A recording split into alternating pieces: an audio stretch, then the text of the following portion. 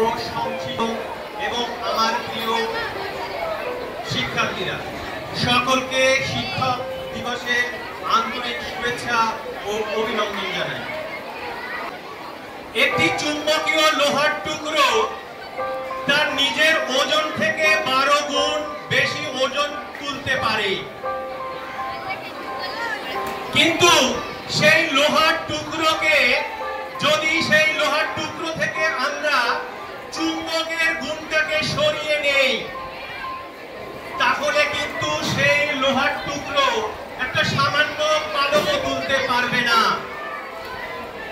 ঠিক তেমনি আমরা মানুষ, আমাদের মধ্যে রয়েছে আত্মবিশ্বাস।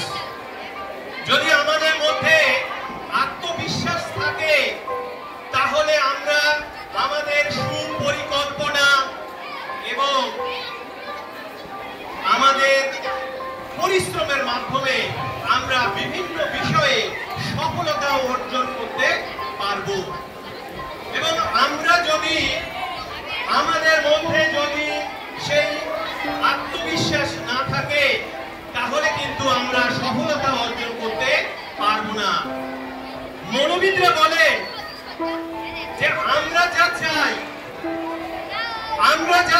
আমরা তা পাই তখনই যখন আমাদের যে ইচ্ছা এবং সেই ইচ্ছা এবং বিশ্বাস যদি মিলে যায়, একই মেলবন্ধন তৈরি হয়ে যায়।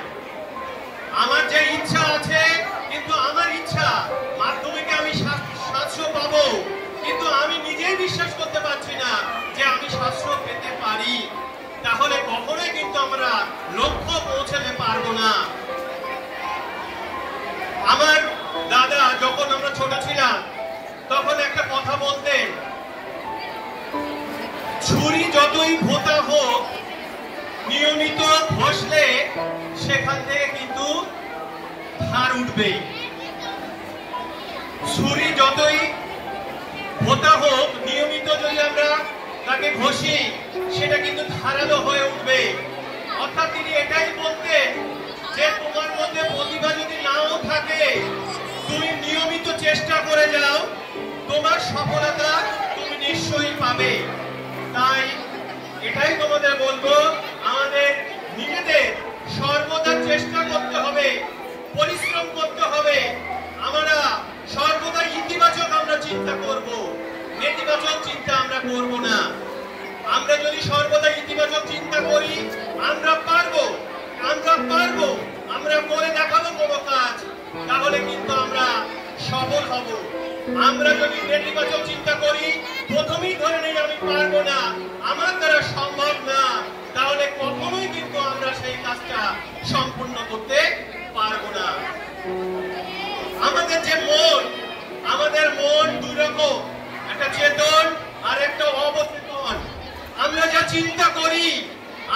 চিন্তা করি অবচেতন মন সেটাকে গ্রহণ করে এবং সেই হিসাবে সে চলতে চায়। অর্থাৎ আমরা যখন বলবো আমরা সফল হব, তাহলে অবচেতন মন আমাদের শরীরকে সেইভাবে চালিত করবে। তাই আমরা স্বপ্ন দেখব, আমরা বড় বড় স্বপ্ন দেখব। যদি আমাদের স্বপ্ন অনেক বড় হয়ে যায়, তাহলে আমাদের সফলতাও কিন্তু অনেক বড় হবে। আমাদের স্বপ্ন যদি ছোট হয়, তাহলে আমাদের সফলতাও কিন্তু অনেক ছোট হবে।